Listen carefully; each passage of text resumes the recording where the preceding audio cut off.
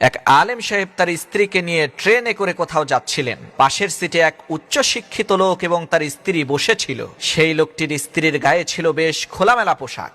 এক সময় ওই উচ্চ শিক্ষিত লোকটি আলেম সাহেবকে শুনিয়ে বলতে লাগলো, মোল্লারা তাদের নিজেদের বউকে আবদ্ধ করে রাখে, তাদের কোনো স্বাধীনতা নাই। তখন সেই আলেম সাহেব বললেন, ভাই আপনার ওই ব্যাগের মধ্যে আছে কি? লোকটি বলল, কেন? এতে আমার মহামূল্যবান জিনিসপত্র রয়েছে। আলেম সাহেব বললেন, আপনি এগুলো ব্যাগের মধ্যে রেখেছেন কেন?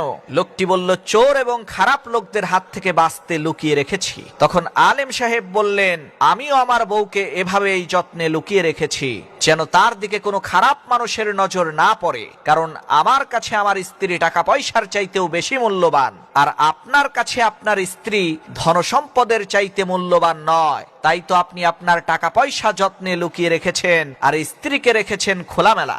এই কথা শুনে লজ্জায় লোকটির মাথা নিচু হয়ে গেল।